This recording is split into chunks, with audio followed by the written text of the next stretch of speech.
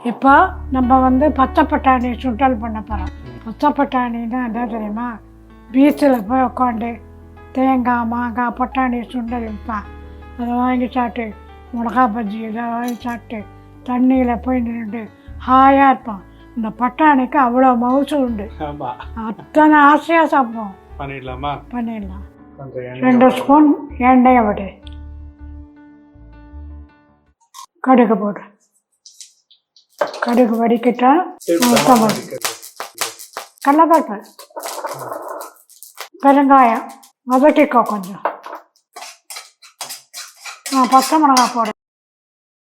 இது கொஞ்சம் அந்த காரமெல்லாம் உள்ளே போகணும். கருவேப்பிலையை போட்டியா? இப்போ நம்ம ஃபேவரட் பச்சை பட்டாணியை போட்டுடலாம். அடுத்தது மாங்காய், அதுதான் அதில் மெயின். அதுவும் பீச்சில் கொடுப்பாம இருக்கும், சூப்பராக இருக்கும். தேங்காய் போடு, தேங்காய் மாங்காய் பட்டாணி சுண்டல் பச்சை மிளகாய் எல்லாம் போட்டு ரெடி ஆயிடுச்சு. பீச்சுக்கு போகலாமா? பீச்சுக்கு போகலாமே. பார்க்கடல் தரும் கிருபாகரி பரிந்து வந்தெம்மை ஆதரி. பார்க்கடல் தரும் கிருபாகரி பரிந்து வந்தெம்மை ஆதரி.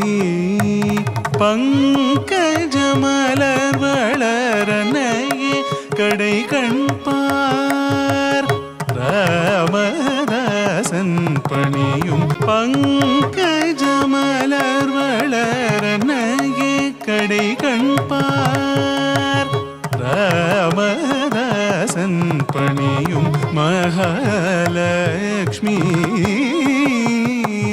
ஜெகன்மாதா மனமிறங்கி வரமருள். மகாலட்சுமி